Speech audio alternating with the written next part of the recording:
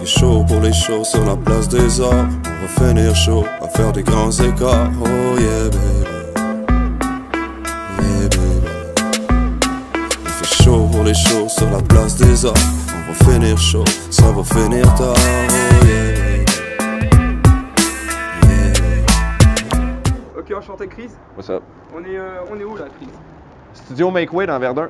Ok, Studio Make Way dans Verdun, c'est Yeah. quoi top? C'est pour toi là, c'est quoi le Studio Make Way? Pas mal ce qui représente l'Ouest. Pas mal ce qui représente l'Ouest de l'île. D'accord. Pas mal tous les rappers, pas mal tous les photographes, beatmakers viennent ou ont déjà passé ici. Là. Fait que, ouais, c'est le meilleur regroupement que je peux dire dans l'Ouest de Montréal. Là. C'est cool. Et toi, du coup, c'est combien de temps que tu travailles avec le Make Way Studio là, tu dirais? Ben moi, je viens juste d'arriver avec eux parce que je fais partie aussi de Godfather Beats, qui s'est installé ici justement en avant de Switching Knobs. So, c'est ça, ça fait à peu près, je te dirais, 2 mois. 2 mois, je pense qu'on est rendu ici. Mais on collaborait avant un peu en cause de la boutique que j'avais au Merta. Puis mon beatmaker avait collaboré au début à construire un peu tout ça aussi. Là. So, c'est ça. Et du coup, si on revient un peu à tes débuts, toi tu peux retracer un peu tes débuts de carrière d'artiste. Pas forcément carrière rémunérée, mais toi, quand tu as commencé à prendre la musique sérieusement, je pense que ce serait à peu près quand? Moi, j'ai commencé à rapper en 95. J'ai commencé à l'exposer aux gens en 97. Je roulais avec toutes sortes de clics là, parce que j'étais dans les cantons de l'Est. C'était assez facile de reconnaître qui c'est qui faisait du hip-hop. C'est ça, on n'était pas beaucoup. Là. On était vraiment une minorité dans le temps. Là. So, je collaborais avec des gars dans Gueule de l'Est, j'étais avec Damien, j'étais avec un gars qui s'appelait Désaccord, qui est aujourd'hui un band de swing qui s'appelle Royal Pickles. Je collaborais avec toutes sortes de gens dans les cantons de l'Est qui sont devenus d'autres choses aussi, qui sont déménagés à Montréal. À Sherbrooke, je collaborais avec des gars comme Le Sommaire, avec DJ Sharp. Mon crew s'appelait Front Highway. Là-bas, j'avais rencontré Patlin qui a fait le site hhqc.com. J'ai eu de mes bons contacts de quand j'étais plus jeune, adolescent, qui sont devenus des bons piliers dans le hip-hop aussi. Là. So, ça, c'est d'où je viens dans la musique. C'est les cantons de l'Est. C'est là que j'avais créé un mouvement qui était un peu impossible, là, mais on l'a fait. Là, puis on a vraiment eu du bon temps. Ouais. C'est ça le plus important, tu penses, toi? C'est l'authenticité et le bon temps avant tout? Ben, le hip-hop part du bon temps. Là. Ça part de la misère, puis réussir à avoir du bon temps dans cette misère-là. So, pour moi, c'est juste ça. Là. Si t'es pas en train d'avoir du fun à faire cette culture-là, t'es pas à la bonne place. Là, Puis j'ai déjà eu pas de fun à faire cette culture-là, puis j'ai arrêté, j'ai décroché. Jusqu'à temps que j'ai... Ah non, là, j'ai le goût de refaire cette culture-là, avoir du fun avec le monde. Là, tu reviens, genre, c'est une culture pour avoir du fun. Donc du coup, on commence en 95, on commence un peu à exposer son art en 97, comme tu nous dis. Et ton premier projet le plus sérieux dont tu es le plus fier, ce serait quand? Et ce serait quel projet? Avec un gars qui s'appelle Damien, qui a percé quand on était jeune aussi, il avait tourné sur C'est quoi, puis tout le kit. Là. Avec ce gars-là, on avait fait Honte souterraine. Puis vu qu'il n'y avait pas beaucoup de projets hip-hop dans le temps, ça avait fait du bruit pareil. Il y avait un gars qui s'appelait Othello qui rappait avec nous, que sur l'Internet, ça avait fait un bon buzz. Ses chansons c'était proche du cœur. C'était vraiment des bons lyrics là, qui venaient chercher les gens. Fait qu'il avait vraiment marqué la scène au Québec. Là.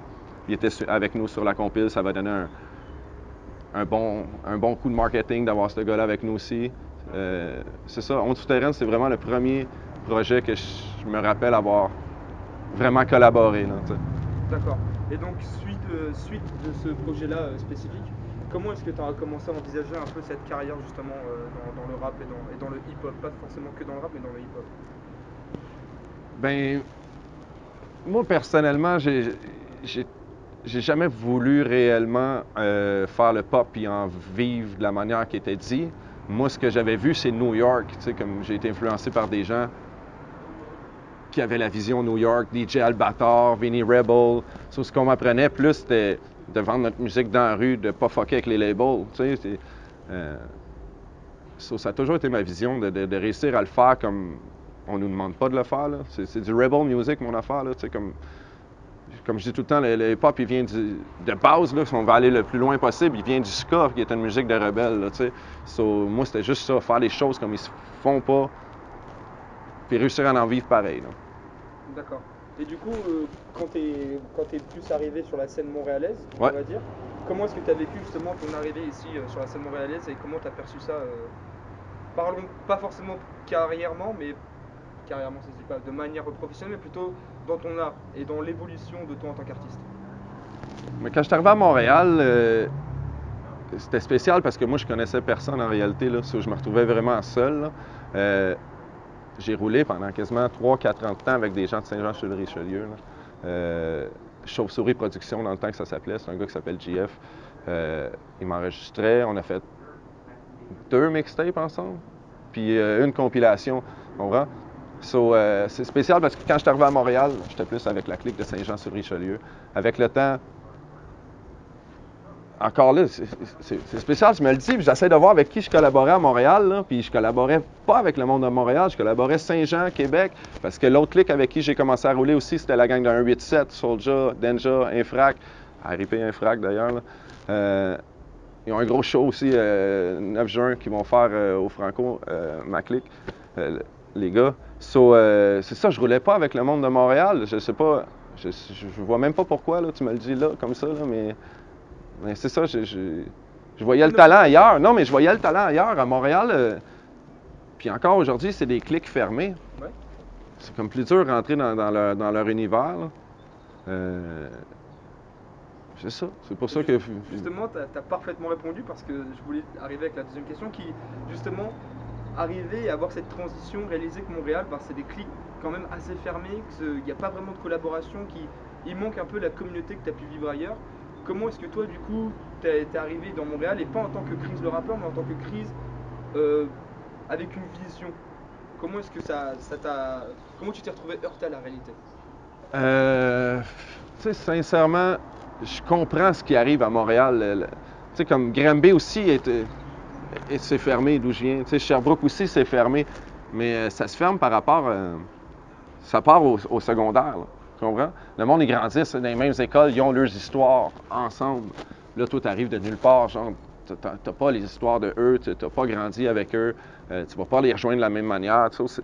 C'est comme un peu normal, là. Tu sais, on dit Montréal, mais tu sais, Verdun, c'est Verdun. Les histoires de Verdun sont différentes. Hochelaga, Saint-Michel, Côte-des-Neiges. Tu sais, j'ai vécu, mettons, Côte-des-Neiges puis le plateau. On s'entend qu'on est dans 2 ambiances, là. On n'est pas dans la même ville, on n'est pas dans la même culture. C'est complètement différent le bain de culture que tu as dans ces 2 quartiers-là. Ça, c'est normal aussi que les clics soient un peu fermés par rapport à... C'est pas la même culture, carrément, là, tu sais. Puis même dans les pop, il y a un mur, là. Je me rappelle quand je vendais mes CD, là, mes mixtapes sur la rue, là. À Musique Plus, là. Où c'est que Musique Plus y est, là? Là, je commençais, mettons, de Musique Plus vers Saint-Denis, Saint-Laurent, je commençais à vendre des CD en français. Mais j'avais les CD de mon pote, Vinny Rebel aussi. Puis si je partais de Musique Plus, puis je m'en allais vers Crescent, là, je m'en allais en anglais. Tu comprends? Ouais, par rapport aux 2 quartiers différents et aux vibes différentes. Et du coup, si on sort un peu de ton côté musique, on sort un peu de ton dévouement et ton temps que tu as donné à la communauté et à cette culture même qu'on est en train de parler, comment est-ce que tu pourrais expliquer un peu ton parcours là-dedans et ce dont tu es le plus fier, ce dont tu aurais aimé que ce soit différent, etc.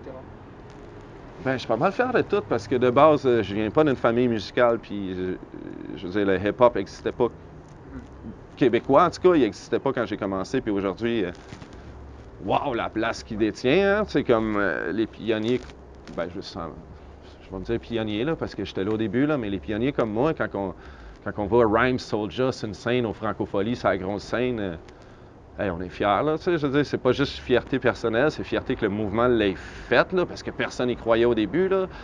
Aujourd'hui, on le voit, on est comme, ouais, tu sais, c'est du hip-hop québécois, mais au début, tu faisais ça, puis ils disaient, quel beau Chris de clown, là, tu sais, il va-tu fermer sa gueule, tu sais. Puis il fallait-tu te battre contre ça, puis aujourd'hui, il n'y a personne qui se bat pour rapper, là. Tu sais, si tu rappes, on est comme, wow, ouais, c'est un art comme il existe des arts, là, tu sais, t'es pas un clown pour faire ça, là. La fierté est vraiment que ça a été bâti, la vision qu'on avait.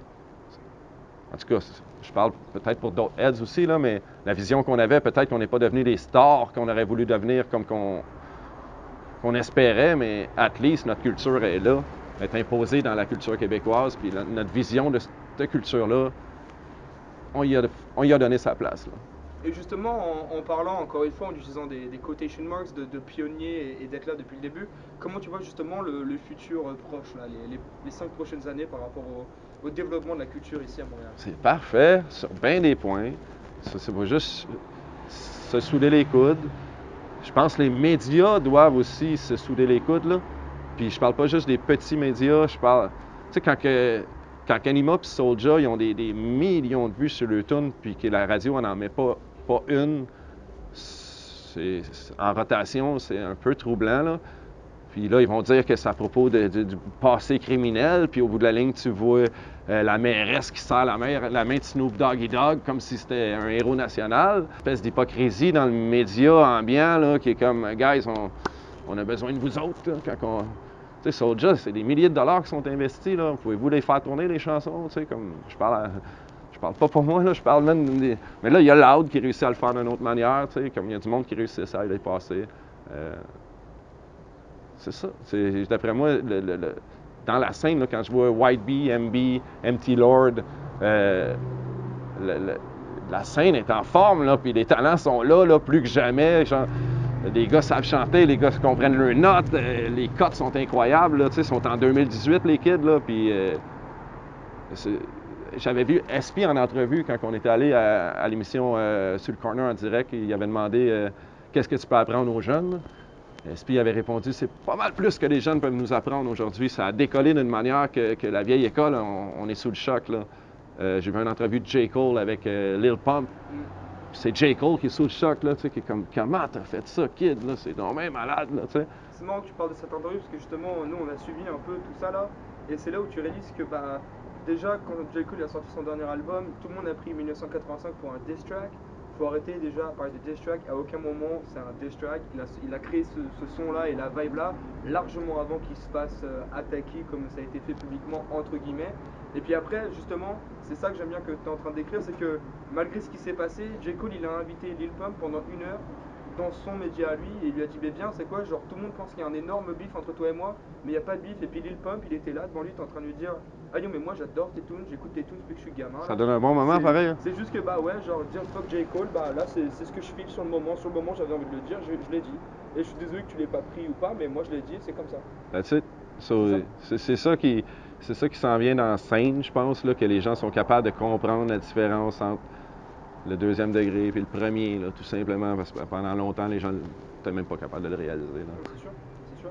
Et parle-nous du coup un peu de tes autres projets aussi, des projets anciens, des projets qui arrivent là. Tu nous disais tout à l'heure qu'il y a 2-3 trucs qui se préparent au fond. Ah oui, j'essaie moi aussi de créer un média. On en a parlé tantôt, puis on va sûrement s'associer là-dedans. Ça, on en reparlera. On se fera d'autres interviews, puis on ira deep dans le sujet. Sinon, côté musique, j'ai un feat avec SP que je suis en train de mixer. Là, je devrais le sortir dans la prochaine semaine. Un vibe old school. On n'est pas dans le trap pantoute. SP m'a droppé un gros verse. Le track est incroyable. J'ai bien hâte de vous faire entendre ça. Il manque plus que toi. Hein? Il manque plus que toi dessus. Ben moi, j'étais déjà dessus. C'est SP Ouais. qui a entendu l'instru puis tout, puis qui voulait embarquer. Puis j'ai dit, oh, on y va. Non, j'étais déjà dessus. La tune à part, c'est une tune de moi avec SP dessus en feat. Là. C'est ça. Sinon, j'ai Place des Arts, mon vidéoclip qui est sorti. Qui est très très bon d'ailleurs. Thanks. Il fait chaud pour les shows sur la place des Arts. On va finir chaud, ça va finir tard. Oh yeah, baby.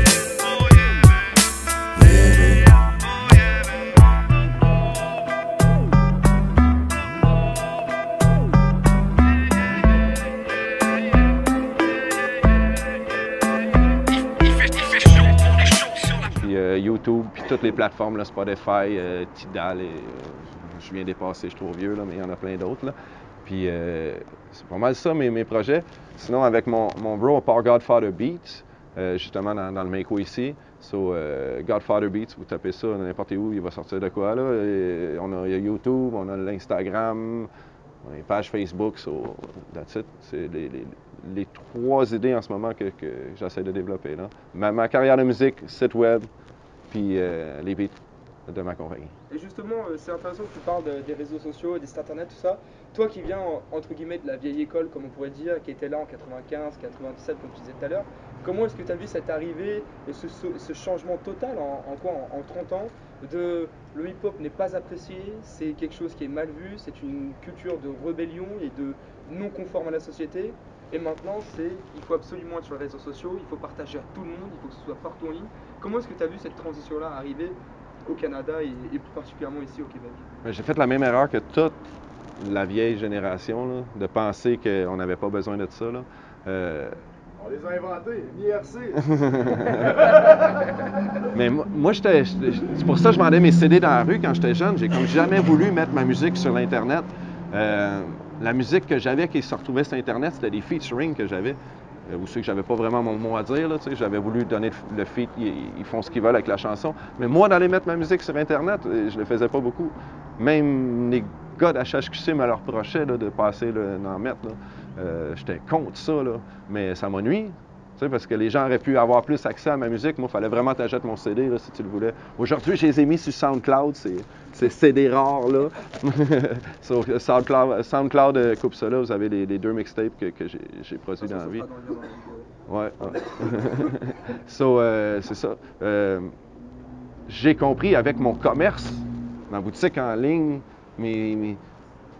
c'est avec le commerce Omerta que j'ai compris là, si tu n'es pas sur les médias sociaux, tu es à côté de la traque complètement. Là. C'est parce que la personne qui est là-dessus, c'est du marketing qui aurait valu 20 000 le 10 ans. Là, puis tu es capable de faire tout seul en avant de ton ordi en 8 minutes et demie. Là, fait que t'arrêtes de hate. Tu prends le train puis tu t'en vas où c'est qu'il faut aller un moment donné dans ces médias sociaux-là. Là. Puis c'est dur à suivre, mais il y a des teams qui peuvent t'aider aussi là-dedans. Il y a toutes sortes d'affaires. Là, c'est ça, il faut les utiliser. Là. J'ai eu du hate pendant un bout, mais aujourd'hui, si tu ne l'utilises pas, tu disparais. Là. Ouais. Puis juste sur Spotify en ce moment, là, il y a plus de vues sur Spotify par jour que j'en avais dans ma carrière en un an de stock que je sortais. Là. C'est vraiment des bons médias qui aident à faire entendre notre musique. Là. Et justement, avec toute cette évolution, avec cette évolution de comment on distribue la musique, comment on appelle nos artistes et comment on fait tout ça, il y a aussi cette nouvelle école de rap qui arrive, avec des nouveaux codes qui chamboulent un peu les anciens codes. Et toi, en tant que old school et en tant qu'ancienne école, comment tu vois justement cette nouvelle vague de rap arriver? Comment tu la perçois? Comment tu la prends? Comment tu la manipules? J'adore. T'adores? Ouais, j'adore tout le nouveau vibe, j'adore ça. C'est un autre type de talent, là, que j'avais pas de base, que j'étais obligé d'analyser comme quand j'ai commencé à rapper. Fait que ça m'a donné ça a donné du fresh, là, quelque chose de fresh à faire, là, parce que tout le temps faire mes vieux patterns de rap sur des beats 90s, à un moment donné, ça devient redondant pour moi en tant qu'artiste aussi. Là. J'ai créé d'autres personnages, j'ai créé d'autres vibes. Je m'estime avec mon beatmaker sévèrement pour pogner les tons, les notes. Il y a des choses à analyser là-dedans. Quand je disais que les kids avaient le talent, là, mais c'est eux autres, ils droppent sur le mic, ils ont déjà tout ça de base, genre boum, ils sont nés dedans, puis c'est impressionnant. Mais c'est tout de quoi qui est vraiment le fun à faire comme musique, vraiment le fun à explorer, puis j'ai aucun hate, c'est juste c'est du love. Puis quand tu vois les crowds aussi, là, quand tu vois ces bands-là, là, les crowds, ils bougent plus que jamais, là, tu sais, fait que c'est un bon vibe, là, tu sais. Mais c'est un peu ce que tu expliquais tout à l'heure, exactement, c'est comme le fait de... Aujourd'hui, ta génération, vous n'avez peut-être pas été les stars que vous pensiez être. Vous avez créé la route pour que la nouvelle école, elle n'ait plus besoin de créer sa propre route et ses propres codes et devoir convaincre. Vous avez déjà convaincu la population, vous avez déjà amené le mouvement et c'est justement cette nouvelle école qui peut en vivre pleinement et richement parce que c'est pour ça que c'est pour ça que je dis souvent aux heads qui sont là depuis plus longtemps comme supporter ce mouvement-là, parce que si vous commencez à hate puis à dire « Ah non, je veux pas en jouer » ou vous faites... On s'en va à l'encontre complètement de ce qu'on avait essayé de faire là, au début, là, où c'est que c'était impossible de faire, là, où c'est que tout le monde nous disait de pas faire ça, qu'on avait l'air des clowns. Si le monde commence à faire ça avec la nouvelle génération, on s'en va nulle part, là, c'est parce qu'on a construit quelque chose, comme tu disais, une espèce d'escalier ou je sais pas quoi, mais ça y va plus, là, t'sais. On va pas la détruire, là, t'sais. C'est pas parce que tu es dépassé par une technique que tu es obligé de la haïr. Là. Des fois, ça dépasse, là, c'est plus simple. Ça a l'air plus simple à première vue, mais quand tu l'analyses comme du monde, c'est pas si simple que ça. Là, et puis surtout, c'est pas parce que tu manipules plus cette technique comme tu le faisais avant qu'il faut la haïr, parce que cette nouvelle technique-là, elle vient de ta propre technique, donc autant en être fier. Autant, comme tu disais tout à l'heure, être fier de ce que vous avez achevé et de ce qu'on a pu ramener. J'écoutais du Bone Thugs là, de 94-95, puis les codes que les gars utilisent, là, c'est les codes du trap. Tu sais, c'est la musique de 25 ans, mais le trap réinvente pas tant que ça toute la notion de rap ou de hip-hop. Là. Je veux dire, c'est tous des codes qui ont déjà existé quelque part. C'est juste que les autres surabusent du code. Là. Et du coup, on parlait de tes projets futurs tout à l'heure et tu nous disais qu'il y a un nouveau tune qui arrive, tu essaies de monter ton propre média aussi. Est-ce qu'on va te revoir dans le monde du vêtement ou pas? Avec Vogel, je pense bien que je vais réussir à faire d'autres morceaux pour le vrai. Puis, c'est que le monde m'en demande. T'sais, habituellement, je fais les affaires parce que le monde m'en demande. Là, même quand je suis revenu avec mon album Le Café, je n'avais jamais livré d'album. J'avais juste fait des mixtapes et des choses comme ça. J'ai arrêté pendant 6 ans de temps, puis j'ai pas livré d'album. Puis là, les gens y en voulaient un album. Je l'ai livré. Avec Vogel, c'est le même principe. Les gens aiment le logo. Les gars aiment celle-là. Puis les filles aiment celle-là. C'est ça, je vais continuer garanti parce que les gens m'en demandent, puis ils aiment les logos, puis ils aiment le style. So, that's it. En fait, là, il n'y a plus rien qui peut t'arrêter, ça y est. En fait, tu t'es vraiment inscrit dans la culture, tu as été un des pionniers, comme on l'a dit, et nous, on le valide 100% que tu le dises. Et en fait, maintenant, c'est ton rôle, comme tu verrais un peu, c'est maintenant de supporter la nouvelle génération, d'être sûr que tu peux leur donner tous les outils pour que je pense tu que puisses ouais. être en mode, vous savez quoi, moi j'ai fait tout ce que je pouvais, maintenant c'est à vous d'assurer la relève, juste rendez-moi fier, quoi. Je pense que oui. Puis je vais continuer à essayer, moi aussi, de donner à cette culture-là un espèce de patrimoine aussi. Là. Mais ouais, tu sais, pour être franc, il y a des gens que j'aurais voulu signer dans la vie pour les manager, puis qui ont disparu pour plein de raisons, là, aussi tristes l'une que l'autre. Là. Puis au bout de la ligne, c'est ça. Si je peux pas le faire pour ceux-là que j'ai voulu, je vais le faire pour toute la génération. Puis pas juste moi, là. Il y a plein de monde autour de moi. Vous en êtes 2 qui sont autour de moi. J'ai des beatmakers incroyables. Il y a toutes sortes de talents qui veulent que cette génération-là ait cette qualité-là qu'on a cherché, nous. Là. Aujourd'hui, on est capable de l'avoir. On a toutes les machines, on a toutes les caméras, on a le savoir. So, let's do it. T'sais. Qu'est-ce que ça va être dans 2 ans pour toi, tu penses, le hip-hop? Si tu avais une petite prévision à donner, là, comme ça, avec l'avancée et comment on pourrait dire, l'engouement et l'envouement qu'il y a eu envers le hip-hop en 30 ans seulement, comment est-ce que tu vois les 2 prochaines années, là? C'est plus dur à caler aujourd'hui en 2018 de comment la musique peut évoluer. C'est Alan Moore qui disait à cette heure, l'art c'est en ébullition. Là. Alan Moore s'est élevé comme pour Vendetta puis tout ça. Là. Puis il disait l'art aujourd'hui est en ébullition. Fait que c'est vraiment dur de dire un courant ou un autre quand quoi est en train de bouillir, là, qui est en vapeur. Là. Mais je pense que le trap va pas lâcher. Le visuel du trap, la qualité des beats, la qualité de l'enregistrement, puis tout le kit, c'est le fun dans l'oreille, là, puis ça va pas finir, là, c'est... Oui. Tu sais, comme si tu prends Pour moi, le trap qu'on entend aujourd'hui, par rapport à dans 2 ans, ça va être le hip-hop des années 80, par rapport au hip-hop des années 90. On a beaucoup de respect pour le hip-hop des années 80, en tout cas de ma génération qui a plus fait ça dans les années 90. On a le respect. Mais quand tu me pars un Mobb Deep ou un Wu-Tang, ça me fait du bien dans l'oreille comparé à certains flows des années 80. Mais je pense que le trap, il est là en ce moment. Il va prendre... il y a déjà eu des bons exemples. Là. Mettons, Designer, de la manière qu'il l'a amené, c'est rendu next level. C'est une manière que même moi qui ai analysé tout le game depuis 20 ans, là, quand je check comment il rappe, j'ai de la misère à comprendre. Là, c'est comme « Wow, quel talent! » là, t'sais. Puis c'est ça, je pense que des gars comme ça vont amener ça. Même Jaden Smith, là, les dernières affaires qui a sorti le fils à Will Smith, c'est impressionnant. Là. Ouais, c'est ce qui est sorti là aujourd'hui hier. Là. Ouais, c'est impressionnant. Là. Tout est impressionnant dans les kids. Puis même les gars plus vieux, ils commencent à ramener, oui, du hip-hop comme back in the days, mais avec du bon son, de la grosse qualité. So, que du bon pour dans 2 ans, ça fois 20. Et par rapport au hip-hop international, donc pas forcément que ici, mais par exemple là, nous on a remarqué à Montréal Rap Inter que ça fait à peu près 2-3 ans où les rappeurs français ils viennent de plus en plus ici faire des showcases, même on en rencontre nous, même on en interview, des rappeurs qui ont d'abord débuté à Paris ou en France et qui viennent s'installer à Montréal 2-3 ans et qui travaillent avec la scène montréalaise et qui ensuite retournent en France. Comment est-ce que toi tu la vois comparé à comment ça aurait pu être avant et maintenant, le fait qu'il y ait cette vague de rappeurs, pas forcément même que français mais européens, qui va plus forcément que à New York développer son art, mais qui vient aussi un peu à Montréal maintenant. Mais on est quand même très accueillant, hein? Puis on a beaucoup de festivals. C'est dur de trouver de l'argent pour du hip-hop à Montréal jusqu'à temps que tu tombes dans les festivals ou que tu tombes dans les affaires subventionnées. Là, tu vas avoir du bel argent. Puis les gens qui viennent d'ailleurs, mais c'est pas le rapper tout seul, là. C'est la compagnie qui cherchait des subventions puis du cash garanti pour l'investissement qu'il a fait. Blablabla. Ils sont d'un autre level, là. Puis quand tu sais qu'un festival est subventionné par l'État, là, tu veux que la personne aille là. La paye est garantie, c'est un bon temps. Là, mais justement, si on prend l'aspect de la paye en dehors et on réalise que malheureusement, il y a certains médias et salles de concert et tout dans le monde du hip-hop aujourd'hui qui vont justement même un peu oublier en fait le talent local qu'il y a ici et qui vont trop se focaliser sur le talent externe et le faire ramener ici. Ouais, ça vient peut-être frustrant, mais c'est quand tu parles business puis tu compares les headliners qu'on appelle là, dans l'industrie. Là. Mais tu sais, un headliner américain, ça l'éclate un headliner québécois. Là. Je peux même pas nommer quelqu'un qui accote.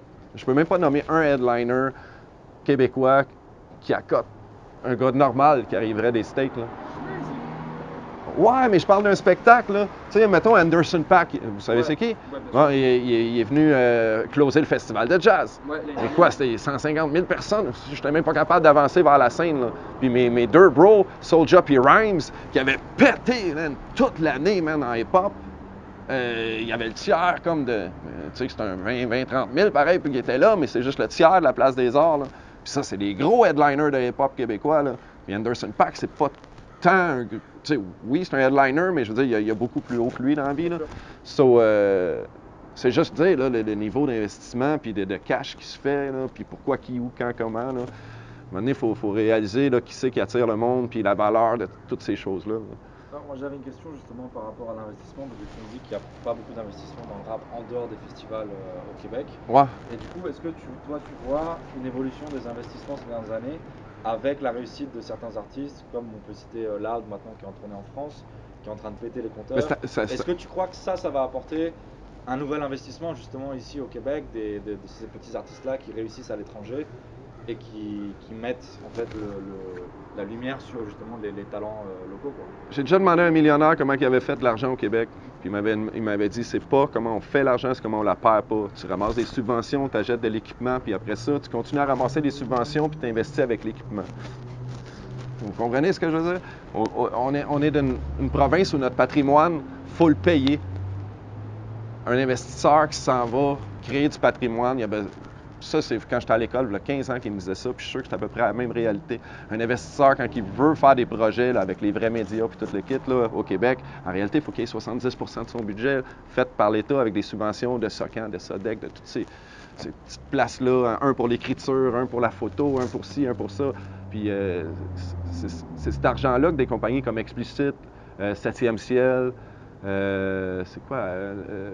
C'est Joyride. C'est ces trois grosses compagnies qui ont compris cette partie-là où c'est que les subventions sont très, très importantes, puis qui sont surtout, c'est pas juste aller chercher les bonnes subventions, mais sont allés chercher les bons artistes aussi. Des gens qui allaient assurer que quand tu mettais l'argent si chèrement acquise, tu sais, t'es allé... C'est dur d'aller les chercher, ces subventions-là. Là. Puis... C'est vrai que quand tu vois les artistes du 7e ciel, c'est quand même des gros artistes. Oui, c'est ça. C'est les... Comme derrière un studio, ils sont là et ils font le show. C'est du monde qui ont fait leur preuve, puis... C'est ça, c'est comme les compagnies ont le mérite d'avoir été chercher les bons artistes, les bons investissements, comme je dis. Puis ils ont sûrement investi de leur poche beaucoup aussi, là, parce que je veux dire, souvent pour avoir la subvention, il faut que tu aies prouvé. J'ai déjà vu des. Si tu vas sur SOCAN, là, je pense. En tout cas, peu importe non, c'est à SODEC. Ouais, c'est à SODEC, je pense. Mais il parlait, il faut que tu aies fait brasser 350 000 $ dans une année d'affaires, là. So, c'est beaucoup, là. Tu imagines pour un label de brasser 350 000 $ de hip-hop d'une année. Sûrement que les trois labels que j'ai nommés tout à l'heure, là, ils doivent brasser quelque chose du genre, là, tu comprends? S'ils ont accès aux belles subventions, à avoir la qualité des clips, à avoir la qualité des projets. Là.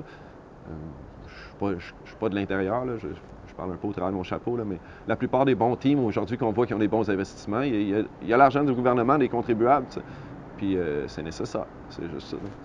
Et est-ce que tu as vu un peu la naissance d'Asie en fait qui arrive là sur le rap game? Et on a par exemple un exemple nous parfait, c'est Catch Wavy Boys, un duo philippin qui sont justement en train de ramener un peu le côté Milano, tu vois, le côté un peu trap asiatique. Et comment est-ce que toi tu vois ça? Parce qu'on a parlé justement de l'Europe, on a parlé de l'Amérique du Nord, on a parlé du Québec. Mais je trouve que le hip-hop c'est tellement plus. Tout à l'heure, avant le film, on parlait de Roca, on parlait de rap latino, là on parle de rap asiatique. Est-ce que Montréal a vraiment les capacités aujourd'hui, justement avec les barrières que certains artistes peuvent encore rencontrer, et avec le manque du fait d'être soudés, comme on en parlait tout à l'heure, et du manque de communauté, est-ce qu'il y a vraiment un espace pour ces artistes qui viennent de tellement plus loin, toi qui étais à Saint-Jean-sur-Richelieu et qui arrive ici, qui te retrouve dans un monde un peu fermé, comment est-ce qu'on peut penser que justement ces rappeurs qui viennent d'Asie, des îles, qui viennent même d'Amérique latine, tout ça? Mais nous-mêmes, là, quand les cultures commençaient, qu'on s'ouvrait carrément sur le hip-hop, c'est ce qu'on trouvait passionnant du hip-hop, là. De base, c'est une culture qui a aucune frontière. Il y a beaucoup de monde qui essaie de se l'accaparer au nom de bien des affaires, là, mais on peut tout sortir bien des excuses pour dire que ça appartient pas à personne aussi. Tu me suis? C'est une culture sans frontières, sans religion imposée, sans ethnie imposée, sans langue imposée. Puis Montréal, il y a New York puis Montréal qui sont des villes où c'est que tout le monde est partout en même temps. Là. Le reste, c'est gros, fermé, c'est bizarre, c'est des quartiers ci, c'est des quartiers ça. Genre. À Montréal, il peut rentrer toutes ces cultures-là, on va toutes les apprécier, puis on va en consommer autant que c'est consommable là, de la culture d'ailleurs. Là. C'est vraiment pas un problème. Là. Ça me met une pote, c'est vraiment... Ouais, puis Webster, qui est un gars que je connais, lui, man, il va en Asie, il va aux États-Unis faire des conférences sur la poésie ou le rap québécois en tant que tel. Tu sais, comme il y a des opportunités qui s'offrent de notre bord vers eux aussi quand ces gens-là ils viennent nous montrer leur culture. Là, ça marche jamais rien que d'un bord. Là. Des échanges de culture, ça marche jamais rien que d'un bord. C'est toujours bénéfique pour tout le monde. Là. Et justement, c'est intéressant que tu nous dises, que tu nous répondes ça parce que tu viens me faire penser à deux trucs. C'est déjà, tu as complètement raison, on a des artistes d'ici qui vont justement ailleurs. Là, un des exemples que j'ai le plus en tête, c'est Détrac, qui a été faire une tournée en Asie, là, justement, avec un concours organisé par le gouvernement. Ça, c'est super. On est l'art québécois qui aille dans le fin fond de l'Asie montrer ce qu'on a. Et puis d'un autre côté, quand tu parlais que justement, le hip-hop, c'est une communauté internationale pour tout le monde, tu m'as fait penser à une quote de Jay-Z qu'il avait dit justement un jour en interview. Et il disait, hip-hop is amazing because it didn't require any race to lose anything. Everybody gained from it. C'est débile. C'est ça. C'est 100% ça, c'est n'importe qui a gagné dans le hip-hop aujourd'hui, que ce soit, et comme on disait, là on parle beaucoup de rap parce que on a la chance d'être en face de quelqu'un qui a été dans la culture du rap et aussi dans le vêtement, etc. Mais le hip-hop c'est beaucoup plus que juste le rap, c'est vraiment un art de vie, c'est vraiment une manière d'être, c'est incorporer toutes les cultures et en créer une. Moi c'est spécial parce que j'étais hip-hop avant de le comprendre. Tu sais, comme moi, je tripais sur le breakdancing, le scratch, les graphes. J'arrivais à Montréal, je voyais des graphes, je virais fou quand j'avais 5 ans et demi. Genre, j'étais, les graffitis! Puis je voyais... Ça m'a toujours passionné jusqu'à temps que je comprenne que c'était du hip-hop. C'est comme tous les éléments du hip-hop, là, moi, je tripais sur chacun d'eux avant même que je comprenne qu'ensemble, ça s'appelait hip-hop. C'est pour ça que je virais fou sur cette culture-là. Là. Mais j'ai toujours dit que c'est la plus belle des cultures. T'as la danse, t'as la musique, t'as la poésie, le dessin. Puis après ça s'en va dans le vêtement. C'est comme la culture infinie. Là. Maintenant, il y a les nouvelles cultures qui s'ajoutent. Là, il y a le manga qui commence à prendre vraiment une grosse puis part. Le hip-hop, s'il y a de quoi qui sort, la musique en général, s'il y a de quoi qui existe de nouveau, ça va être après l'armée, là, les premières personnes qui vont l'utiliser, là, ça va être les gens qui font de la musique, genre, comme les technologies puis tout le kit. Là. Le hip-hop, il est né de technologie, il est né du dub, de louper les affaires déjà créées. C'est des gars comme Lee Scratch Perry en Jamaïque, King Tubby, puis ces gars-là. Après ça, Cooler, quand il est venu de la Jamaïque vers New York, il a utilisé les mêmes techniques que les DJ d'un Clash. C'est ça. C'est une culture qui va tout le temps de l'avant. Aussitôt qu'il y a une nouvelle technologie, elle apprend, elle l'insère, elle fait de quoi avec, puis... C'est comme tu disais, elle peut pas mourir. Elle peut juste devenir du trap, puis du trap x 1000, puis un autre style, puis... Sky's the limit, là. Ce que je disais, c'est comme voilà, comme tu as dit tout à l'heure, il y a plein de personnes qui vont dire ouais, le hip-hop vient d'ici particulièrement, ou alors il vient de nulle part. Mais pour citer par exemple nos pays voisins, là, les États-Unis, quand tu regardes les pères fondateurs là-bas, les DJ Kool Herc, les Theodore Grand Wizard, c'est des mecs qui justement, genre, sans leur avancement et leur innovation dans le scratch, c'est simple, mais on oublie, mais le scratch, c'est devenu une erreur. Il a rappé parce que sa mère le criait dessus, il a ça, tu vois, et là, oh, c'est cool. Et c'est ça, genre, c'est une erreur à donner, entre guillemets, naissance pour la vision américaine. C'est ça le rebel music dans la vie, là. Quand il jouait du ska, là, dans le temps, on n'avait pas le droit de jouer sur le contretemps, admettons. Tu pouvais faire des contretemps des fois, mais tu ne pouvais pas jouer sur le contretemps. C'était de la mauvaise musique dans leur tête, là. Puis les autres étaient comme, c'est là-dessus que tu veux pas jouer, c'est là-dessus, ils restaient sur le contretemps tout le temps, genre, après ça a diminué vers le reggae, après ça, les gars de studio ont fait du dub vient le hip-hop, tout en décolle, là, tu sais, monsieur, c'est ça. Et du coup, là, pour un peu finir cette interview, vu que tu as vraiment cette image, et ceux qui vont voir cette interview le savent déjà, ou alors vont vraiment l'apprendre, qu'est-ce que tu pourrais donner un peu comme directive, entre guillemets, à cette nouvelle génération qui arrive, et pas qu'à Montréal, mais oui à Montréal, mais pas qu'à Montréal. Qu'est-ce que toi tu pourrais leur donner vraiment comme le plus beau conseil pour toi? Premièrement, là, c'est de leur dire que j'ai déjà beaucoup appris d'eux. Comme SP il disait là, quand je vois les jeunes opérer avec les médias sociaux, avec la manière qu'ils drop sur les tunes, c'est vraiment plus à l'ancienne génération à apprendre la nouvelle, là. Ce que je peux leur dire, là, c'est continuer de le faire tant aussi longtemps que vous le faites pour avoir du fun puis être heureux. Ça paraît dans ta musique. C'est juste ça. Tant que ça te rend heureux, cette musique-là, reste là, parce que c'est fucking plate d'arriver dans des places puis avoir du monde pas heureux dans les pop. Ça coupe plein d'affaires. Chaud pour les shows sur la place des arts. On va finir chaud, à faire des grands écarts. Soirée de rêve, puis du linge d'hôtel. Ma femme est trop sexy, puis je suis ben trop gelé. Il fait chaud pour les shows sur la place des arts. On va finir chaud.